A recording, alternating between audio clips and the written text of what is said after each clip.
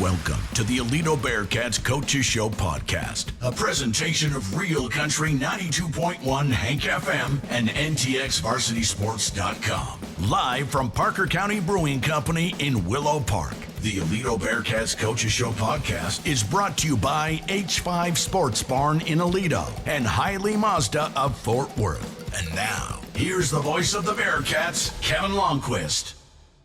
Happy New Year and welcome to the Aledo Coaches Show Podcast. I'm Kevin Lonnquist. We are back from the holiday break, and we hope that your holidays were fantastic and that you had a wonderful time sharing those with your family and friends. We are at Parker County Brewing Company off of Ranch House Road. We will bring you every podcast from this location throughout the 2025, now 2026 school year. As always, we want to thank our two main sponsors between H5 Sports Barn and Hiley Mazda of Fort Worth. We continue to appreciate their support of the podcast and Aledo Athletics. We are deep into the basketball season. 2 months, if you will. But now we're at the stage where it's money time, the push for the playoffs. From here on out, we are in District 5-5A play through the middle of February. As for the boys, the Bearcats are 17-6 and 3-0 in District 5-5A play. They are coming off a great week last week, beat Keller Fossil Ridge 84-48. Then they defeated Saginaw 73-55. This week, the Bearcats play host to Granbury on Tuesday and then travel to Azle on Friday. As for the Lady Cats, they enter this week at 16-7 and 4-0 in 5-5A play. They are also ranked number 19 in the Texas Association of Girls Basketball Class 5A poll. Aledo also had a strong week last week, beat Fossil Ridge 66-28, then topped Saginaw 68-47. An interesting week for them. They play host to Granbury on Tuesday.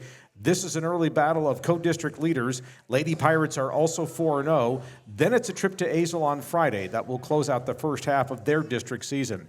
Podcast still the same as it was during the football season, 2 segments. In our opening segment, we'll be joined by girls coach Donny and boys coach Drew Baker.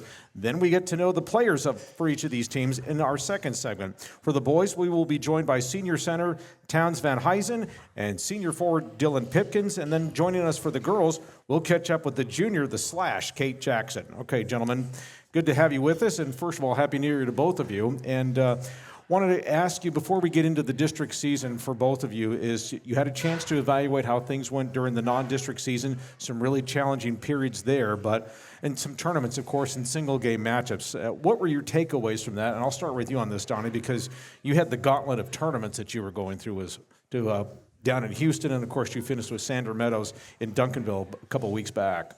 Yeah, if you look at our 7 losses, 6 of them have come from those tournaments, and they've been against 6A state-ranked teams, and it's been good for us. I mean, we've been in those games. I'm proud to say that we led in some of those games, and we were battle-tested, and I think it's helped us. I mean, you hope that your preseason builds you for district success to where the games in district seem a little bit easier, and right now I feel like that's been helpful for us for sure. All right, and then what about for you, Drew? Because you had obviously the early season challenge in the Coppell tournament, and then you just kind of went from there. Yeah, we've gone from there, and I mean, our 6 losses, then I think 4 of them have been, teams from really tough districts that'll be playoff teams with the opportunity to make a run. So, I mean, we've challenged ourselves going and finding really good competition. I mean, our by district, we've seen 3 teams out of there. Coppell's district is really tough, and so challenging ourselves in some of those games and getting the opportunity to evaluate some things that we need to do better and some things that we do really well, I think has been really important for us moving into district, and I think it showed with the way we've handled ourselves and carried ourselves in the district game so far. Yeah, you partly answered my question about it's early in the district season, but it sounds like to me the way you both answered it that you got out exactly what you wanted out of it, because obviously each of you have the great start to the district season that you want, because the last thing you need is to get into a hole and then you're trying to climb out of it to get into the playoff race. This way you've kind of built up some equity here. So I would think it's like we're starting to see the payoff here in January. Yeah, absolutely. I mean, you want to challenge yourself and put yourself in a position to, kind of find out, what your team's made of and your ability to respond in some tough games. And then you kind of got that place to go back and reference throughout the season. Hey, we've been here, we've done this, we've seen this, we know what this looks like. And, I mean, even our last game on Friday against Saginaw, I mean, it's a 5-point game at halftime. and we're just kind of, just struggling a little bit with some things, and we had to go in and kind of wake up a little bit and clean some things up, and I think the guys responded really well in the second half, and I think our preseason schedule has allowed us to do that, where we know how to respond. We've seen high-level basketball, we've seen fast, we've seen physical. So, it's been very helpful.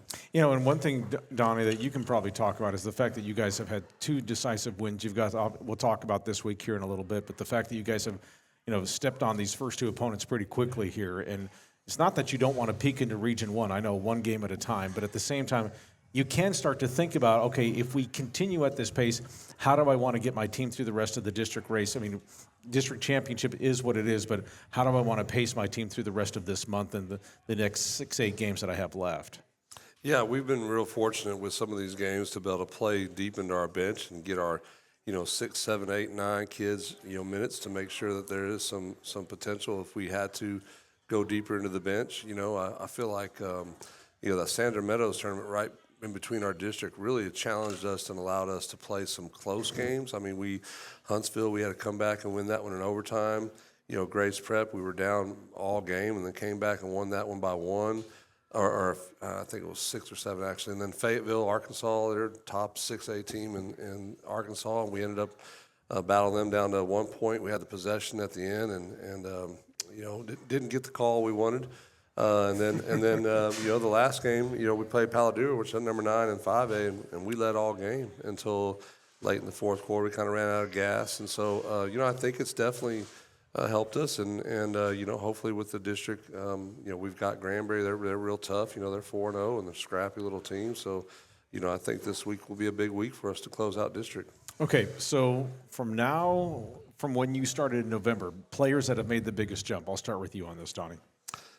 Oh, man. Well, the one that we're bringing on after me is by far, to me, been the most impressive one. Really just kind of doubled her input from preseason to district. And we've had some kids like Brenna Clock is finally getting healthy to where she can, she had a broken hand all of preseason. So she was basically playing with one hand. Mm-hmm. And so she's fully healthy. She's been playing well. Another one, Kennedy Cardenas, has really come on for us off the bench, her and Jaylee Owens. I mean, Jaylee's almost averaging 8 points a game in district right now for us, which is big. So it's the key pieces right now that I feel are really stepping it up. There's always your steady players like T and Brooke and Liz. You can always count on them to be around that double-figure mark. But now we're getting some other kids like Kate, who's hovering well over double figures, and Jaylee and Kennedy are both right around that 6 and 7 average. So it's been really beneficial for us to see those kids step up. And then what about for you, Drew?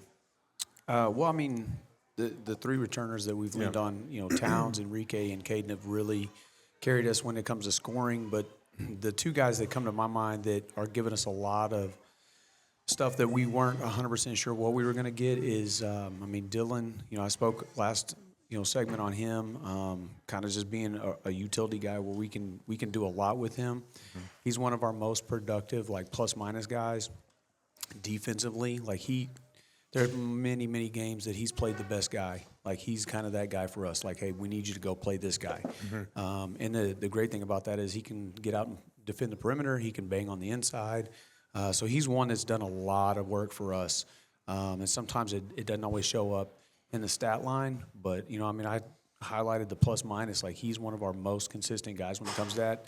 The other one comes to my mind that was a little bit of a surprise for us this year that's been really good is Braxton Hamrick, the sophomore, and he goes 3 for 3 behind the 3-point line last game. And we've got 3 guys that are shooting over 40% from the 3-point line, and he's one of them. Mm-hmm. So we didn't have that on our radar, coming in as a sophomore. So he's really surprised us. Okay, so for people who don't know what the plus-minus stat means, just kind of break that down for them real quickly. Yeah, just his overall production when he's on the floor. Are we winning when he's on the floor, or are we not? Mm-hmm. How much are we winning by versus how much are we losing by? Mm-hmm. So there's a lot of things that go into that. Are we out-rebounding them? Are we out-shooting them? How big a lead do we have? There's a lot of intangibles that go into the plus-minus. And we look at, our lineups, what are our most productive lineups and our least productive lineups. And he's usually in every one of our most productive lineups. Okay, I appreciate your letting me know that, and of course letting others know that too. If they're like, "What does that exactly mean?" Because hockey uses that quite a bit too, and so it has kind of transcended over to basketball the last couple of years, as we've noted here. Okay, so now to the start of district play. Both big blowout wins for both of you guys last week. I know you mentioned how things were tight at Saginaw this past Friday, Drew. But I guess, were you expecting these games to turn out the way they did? I'll start with you on this, Donny. Or were these results even more than what you expected? Honestly, and I don't want this to be taken the wrong way, but this is what I expected from our team. I'm real excited about this bunch. We worked hard last year to kind of develop this standard right now. I was a little disappointed in our Saginaw game. In the first half, we kind of sleptwalked through it and really didn't play to the defensive standard that I feel like we are. So we made some, adjustments at halftime and came out and had a 27-12 third quarter. So I think it really kind of put us back to where we needed to go. But the Fossil Ridge game was a little bit bigger of a margin than I expected. But I think a lot of that had to do with a couple things. They were missing one of their players, and I thought that was probably one of our better weeks of prep, where I felt like our kids were just really locked in all week about the assignments and what they had to do, and I just felt like we really played good basketball that game, and it was surprising because we were missing T, and I was a little worried about that, but we had Jaylee and Kate Jackson and Kennedy, those three, I mentioned earlier, they all just stepped up in the absence of T and really did a tremendous job, carrying that weight. So, I'm pretty satisfied with where I think we're at, and I kind of expected it to be a little bit like this. Well, I hope anyways. I was going to say, and to piggyback on this, you've been really happy with the way your team's been shooting the three ball so far. I'm really excited about that. I mean, as a team, we're over 30%. I think we're right around 33% as a team from the three-point line. I think that's a pretty good, stat when you're talking about high school basketball and girls. And I think it's a lot of has to do with our ball movement right now. Like, we're really doing a good job of moving the ball and getting kids rhythm threes and not force threes. Like, where they're in rhythm, they're open. We really do a good job of that next pass, and I think that's helping some of these kids that are stepping in there and shooting well. Like, your Kate Jackson's shooting good right now. Jaylee Owens is shooting good. Liz is shooting at a good clip. So I think it's just really helping. Brooke went 2 for 2 on our last game from three, and a lot of it was just rhythm threes where they're open. So I think that has a lot to do with it, is our unselfishness. And then, Drew, the two games that you all played last week, of course, with Fossil Ridge and Saginaw. You talked about a few moments ago about the first half against Saginaw, but just your offensive productivity. I think the 84 points last week against Fossil Ridge was a season high. So the fact that you guys have been in this kind of rhythm, I mean, you're averaging 60 points a game, but you haven't played like that. You've played above that level. Yeah, and I mean, I think right before district started, there was a couple games. I mean, we won, but we talked as a team, as a staff, that we just didn't feel like we're playing clean basketball. It was a little sloppy. So that was one of the things. It was nice coming back from the break to actually get some practice time together and really kind of get back to some habits that we want to really, truly lean in on. And, I mean, I think starting district is kind of, you're seeing the results of us getting back to those habits. I mean, our ball movement, we're averaging 14 assists a game. That's great, yeah. I mean, like Caden Cunningham against Fossil goes 5 for 7 from the three-point line. Brax goes 3 for 3 in the next game. We're shooting 37% from behind the three-point line. So the ball movement, like Coach Ott said, for the girls, I mean, I see the same thing with the guys. But, I mean, from the get-go, we talked about we want to be one of the toughest teams defensively. And I think we're starting to see that a little bit. We're starting to, get into being a little more physical and pressing. And, so I like Coach Ott said, I had full expectations that we would be able to handle our own comfortably in district if we do the things that we're supposed to do. If we really get down to business and we're locked in and focused on who we are defensively, offensively, then I think we can be dangerous. Yeah, and well, you are already dangerous. You've won 10 out of your last 12. We kind of touched on it about the overall view of the non-district season, and you kind of touched on some of the offensive and defensive sides. You're allowing only 49 points per game, but some things that you've just seen here during that stretch where it's all come together here? Obviously, aside from trying to get to a cleaner version of yourselves, what else have you seen that's kind of made the difference?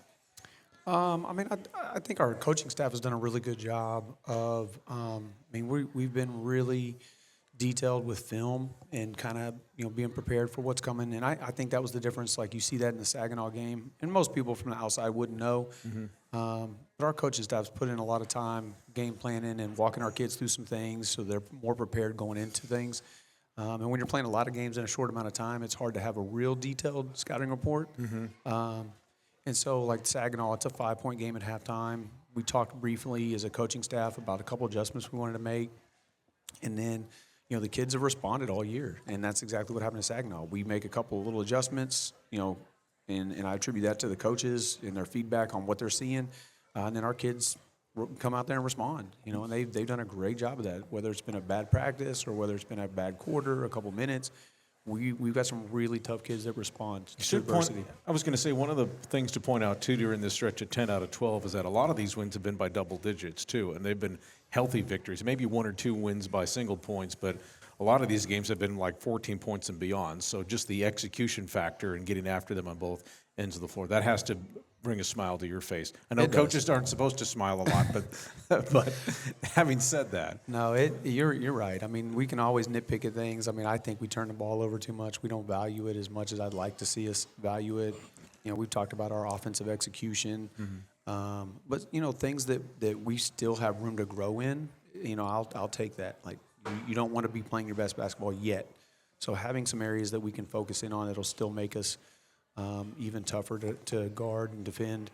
The second round of district is nice, but, man, our kids defensively and their energy has been great. All right. Donny, your team back into the Texas high school rankings. You've been up there for a while, moving up and down the rankings. I think you were as high as number 12, obviously now at number 19. I know that coaches don't really bring that up a lot, but I would have to think there is some pride and respect that you get from something like that. And so how do you treat something like that? I am very proud of that for our kids. That was one of the things we talked about last year. We just want to try to garner the respect from the state and from our peers, And, it's suspect, there's, people that are ranked that probably don't need to be ranked and people that are ranked too high, too low. And so it's just the fact that people are talking about us is what I appreciate and I think what I most respect about where we're at with our rankings.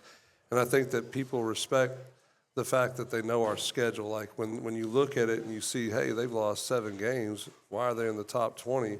Well, I think people know that our 7 losses are against, big-time programs that have big-time rankings and are legit programs. So I think that it means a lot to me personally to see that our girls and our program and our coaching staff are getting the kind of respect statewide when it comes with those rankings. But ultimately, at the end of the day, for me, I just want to see where we're at the end of the year. So I try not to read too much in it. We don't talk about it. Like I don't go in the locker room and tell the girls, hey, we're number 15 or I try to keep that out of their line of thought and just really try to focus on what we have at hand. Like right now we have Granbury at hand. That's the most important thing this week, and then we'll pack up and get ready to go for Azle on Wednesday and focus on them. And so.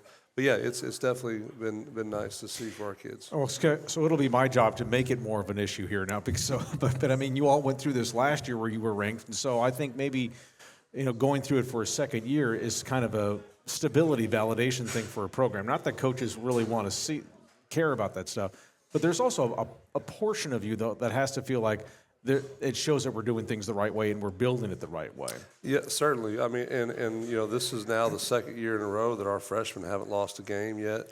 They're still undefeated on the year. Our JV's only lost 1 game this year. So, I do feel like as a program we are doing things right that are allowing us to feed into these players that we're getting from our sub-varsity kids and our sub-varsity programs. And so I am excited about the program itself, and I feel like it is definitely moving in the right direction in regards to that. All right, so this week, Donna, you have the intriguing game on Tuesday at home against Granbury. Co-district leaders, as we mentioned, they're 4-0 like you. They've won their last 5.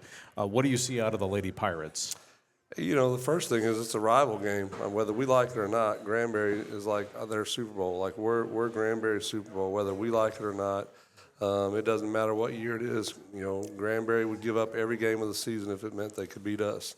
And so I understand that going into tomorrow, that these kids are going to play their guts out. Granbury also understands that with Falls Ridge kind of plummeting right now, that it sets them up to be the second biggest school in our district. And so there's a lot of, potential seeding going on with tomorrow, because the winner of this game tomorrow kind of puts themselves in a really good spot, and the loser kind of, backs himself in a little corner to where, that first-round opponent could be somebody like Denton Ryan, which is not really who you want to see in the first round. So it's a big game for us, and they're going to play hard. They're scrappy. They're not as big as we are. So I think size-wise, if we can use our size and strength and, get in there and rebound and do the things that we've been doing all year long, I do feel like we shouldn't have a problem. But we just have to be able to match their intensity and their effort. That's the biggest thing. We can't do like we did against Saginaw and come out and, let them have a 4-point game at half. That's just not something you can do at Granbury, because those kids are going to feed off that. And so my hope is that our girls will come out tomorrow and understand that and understand the importance of it and, match their intensity. And it's a big night, too. We got Teacher Appreciation Night, so, the people who they respect and they adore are going to be there watching them. So, it's a big night for all of us, so I'm excited about it. And then on the flip side, you go to Azle. They're having a tough year, haven't won a district game yet, and so it's kind of like you don't want to overlook them, but at the same time, you have to keep playing to a standard. And it's almost like play to the scoreboard or play to the clock. And, again, nothing against the Lady Hornets, but at the same time, there's a way to play to a game like that. Well, the thing with Azle, and people don't really realize this until they dig deep in the numbers, but Azle's been in every game so far in district. They have been in every game all the way to the fourth quarter. They are very much improved from last year. We're going to be missing a key ingredient on Friday that's going to really, potentially hurt us a little bit in regards to that. So we're going to have to play really good. I mean, they're a team that you can't sleep on. I mean, they were up on Granbury 17-12 at the end of the first quarter the other night. So they have the potential to sneak up and beat somebody just like Saginaw does. So I'd love to say it's a sleeper game on Friday, but Cassie and Azle, I mean, they do a good job over there. So I expect it to be a game we're going to have to really go in and play well to win. All right, Drew, for you, it's kind of the reverse, because you get a Granbury team that's really fighting it this year, 3-18 so far this year, also haven't won a district game. And so same question for you that I just asked Donny about Azle. How do you approach a game like this? Because obviously they're emotionally kind of in a weird spot. They obviously want to try and fight and contend and so forth, but these are the kind of teams that if they have a run that go against them, that could have the whole game go upside down on them. So what's your kind of approach with a game like this? It's still early in district, and you don't want to overlook anybody. And I think it's going to be similar to the Saginaw. I mean, Saginaw's struggling a little bit right now in district. They're on a 12-game losing streak, and it's a 5-point game at halftime. So, you've got to go in, and what we talk to our guys about is, it says a lot about who you are, how you handle things. If you overlook people, whether you go in and you just are consistent. And we want to be a team that's consistent regardless of who we're playing. We don't want to play up or down all the time. We would just want to be consistent in our approach. Right. And so I think if we focus on our habits and we focus on the game plan and we make that our priority, then we'll be fine. And I think, mature teams learn to do that, and those are the teams that typically give themselves more opportunity in the playoffs. And that's what we want. We want more opportunities. How do you get them? Consistency, your approach to each game. And so that's kind of been our conversation going into tomorrow night. And then the reverse, of course, going to Azle. They're having a solid year, 14-9, won their first 2 district games. And, they have an interesting game at Brewer on Tuesday. And Brewer's always going to be in the middle of the district championship race. And so what have you seen from the Hornets to this point? Yeah, Azle's playing really good basketball right now. They've got a really good record. They're obviously undefeated in district right now. And so, again, I think it's just talking about the maturity with our guys. Mm-hmm. You can't look at a team and just because of the past or because of what's happened, in the last 2 or 3 years doesn't mean that it can't change, right? And so we don't want to get caught off guard by anybody. If we truly are the best team in district, and that's what we want to be, and we want to put ourselves in a position going into the playoffs to be a 1 seed, then you got to take care of business every night. And so it's just kind of a business mentality. And I know that may seem kind of cliche, but I mean, we're going to, do our diligence on the coaching side of things and game planning and preparing our kids. And then our kids have to do their diligence on preparing themselves and mentally coming to each game ready to execute those things. It's kind of like what they say on road trips. They don't call them road trips, they call them business trips now and that sort of thing. Yes, yes. Regardless of the sport and regardless of the level, whether it's high school, college, or pro, it's now called a business Well, and that's trip. another element to Friday is we're on the road. Yeah. And there's a lot of things that can happen on the road. And so it's just a great opportunity for our kids to prepare themselves, to end district first round well and kind of go into the next one. I mean, Azle will be almost our last game of the first round. We'd have Brewer the next week and then off. So, trying to find little ways to challenge your guys to keep them sharp and to keep them competitive. All right, and because we're kind of getting close to the dog days of the district season too, so now keeping the focus is going to be paramount. Donny, Drew, thank you very much for being with us today, and we'll see you all next week. Thank you for having us. Thank you for having us, Kevin. And we want to remind you that this Aledo Coaches Show podcast is brought to you by H5 Sports Barn. H5 Sports Barn and Physio and Performance can help unlock your athletic potential and elevate your game like the Aledo Bearcats. With expert sports physical therapy, tailored recovery plans, and top-notch sports performance training, H5 Sports Barn, proud supporters of the Aledo Bearcats. And by Hiley Mazda. Head to Hiley Mazda of Fort Worth today. Their new state-of-the-art facility is conveniently located just off of I-30. Exit Las Vegas Trail and experience top-notch service and hassle-free buying. Don't forget to ask about this month's special offers. Hiley Mazda of Fort Worth, family owned and operated for more than 30 years. Stick around. The second segment of the podcast comes your way after this timeout. We'll be talking to the players to get their view of the season and what's to come for this week. Stick around. Podcast continues after this. Back here on the Aledo Coaches Show podcast, I'm Kevin Lonnquist, and before we get to our players, a couple of Aledo notables to let you know about. It is the NCAA transfer portal season for college football. The portal season opened up on January 2nd, and it closes this coming Friday on January 16th. Several former Aledo players are on the move. So quarterback Haas Haney transferring from Oklahoma State to Colorado State. Running back Ray Guillory from Utah to LSU. Of course, you might wonder why that is because Lane Kiffin was the head coach at Ole Miss back in 2024 when Guillory was deciding between Utah and Ole Miss. So that's kind of how that connection worked out. Quarterback Braden Fowler Nicolosi from Colorado State to Michigan, likely going to be the backup quarterback to rising sophomore Bryce Underwood, who is returning. He was the starting quarterback for the Wolverines during their season in 2025. Safety Jake Gillespie from Stephen F. Austin to Tarleton State, and defensive end Boogie Thompson from Arkansas to Tarleton State. Three players still looking for their next college homes. Those would be the defensive backs from the 2023 state championship team, Jaden Allen, who was at Arkansas, Chris Johnson, who was at Arizona State, and then wide receiver B.J. Fleming, who really had a nice career at North Dakota. All three of those are starting to look for their next location. We hope that they have an opportunity to do that. And just because the portal closes on the 16th doesn't mean that they won't be able to find a place. They can find another place to play college football well after that January 16th date. That's just the ending when players can enter the portal. The other thing to let you know about is longtime Denton Ryan head football coach Dave Hennigan announced his retirement this past Friday. That's a major move for the veteran who steps away after 12 seasons up in Denton. And, of course, he had great seasons between Grapevine and Corsicana. He was always good to us with meetings with KTFW 92.1 Hank FM and how he helped us prepare for the games. And, of course, we wish Coach Hennigan the best. But the reason why we're bringing this up is because Aledo and Ryan have a verbal agreement to do a home-and-home series for non-district play starting in 2026. And it would be the 2026 season opener because Aledo moving up to Class 6A. Ryan is staying at Class 5A. And again, with that coaching change there, we'll see if that game will remain a thing. So we'll find out how that all unfolds when the realignment comes out on February 2nd. Okay, pleased to be joined by our players. To my left is junior Kate Jackson, and then to my far left is Townes VanHuysen and Dylan Pipkins. Thank you all for being here. Congratulations on the start. Yes, sir. Thank you. All right, so let's overall talk about the highs and lows of this season. I'll start with you, Kate.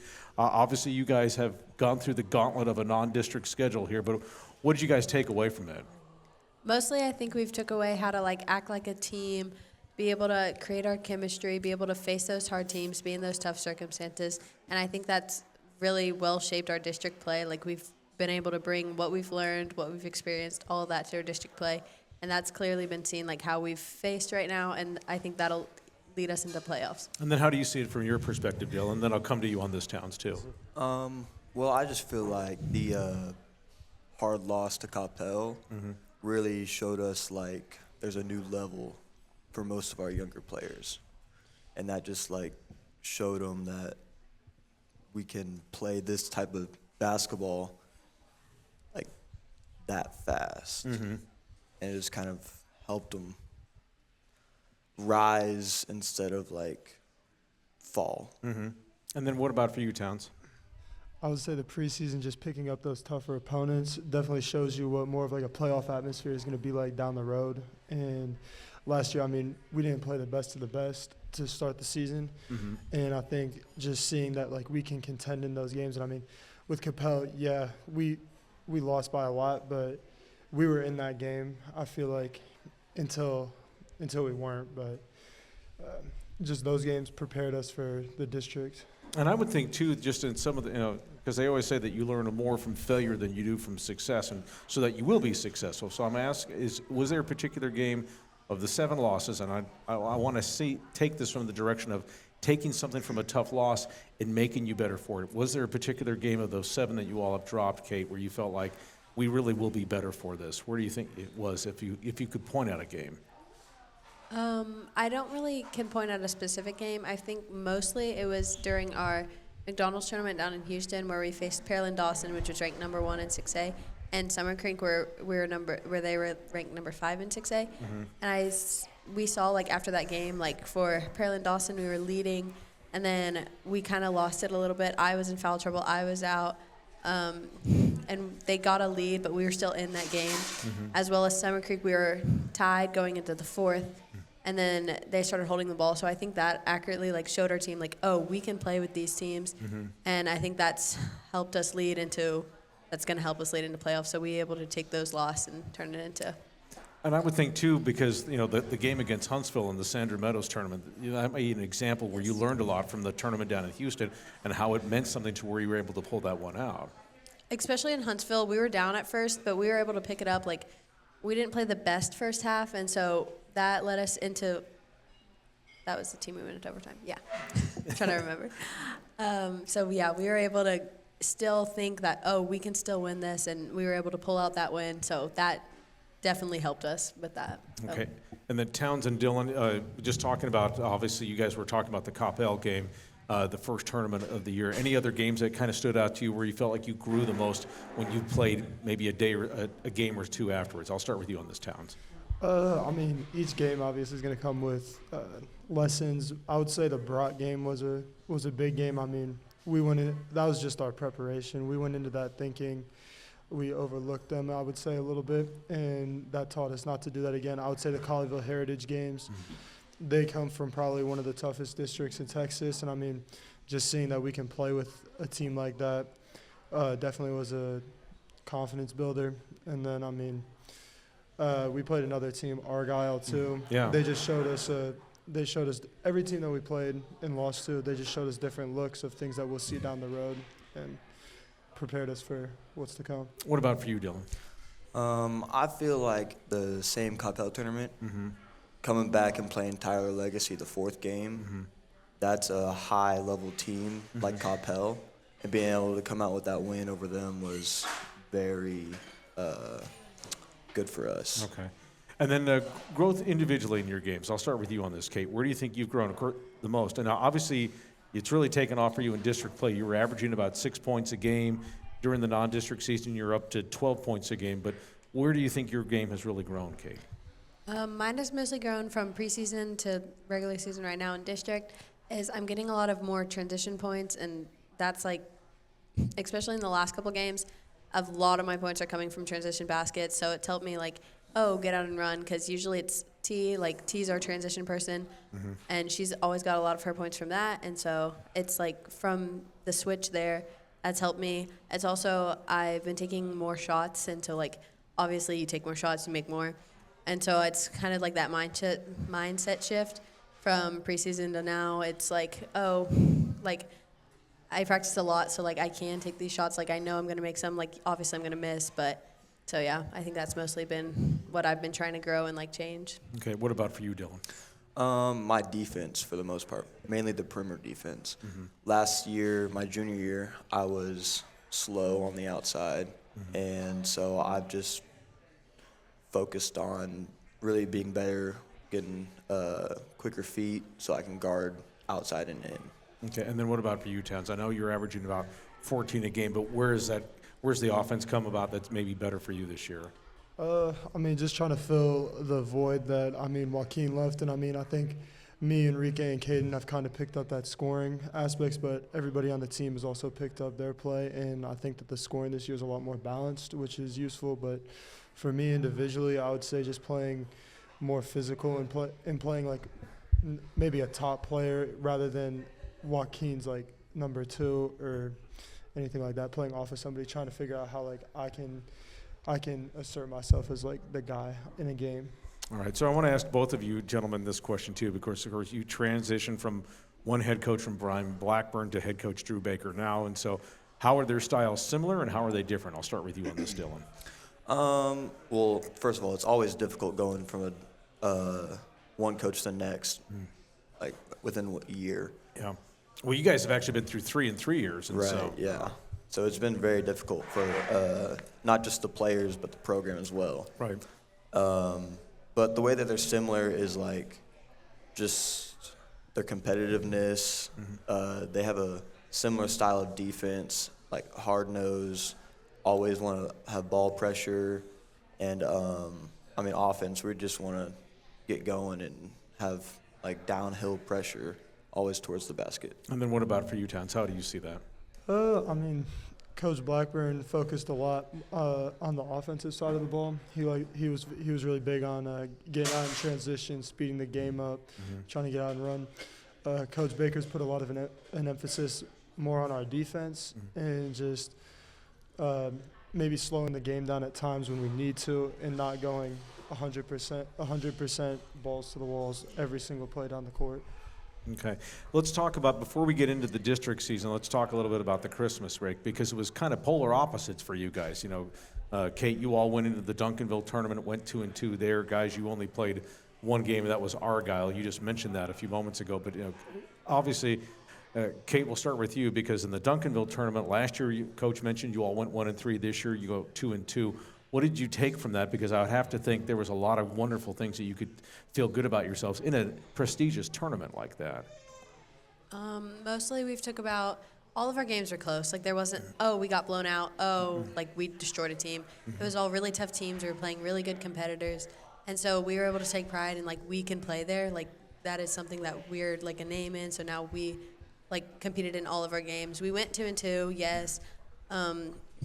But still, it was the fact that we were still playing there. We were competing, and the fact that we kept those games so close against top-ranked teams, against really, really good programs, that we all took pride in. So it was really good for us. Okay, so for guys, again, you only had the one game during the Christmas break, and that was against Argyle. Unfortunately, it didn't go the way you wanted it to. But the way you guys were so grinding throughout the course of the season, I would have to think that Christmas break came at the right time to kind of let you catch your breath. How did you see that break? I'll start with you on this, Towns.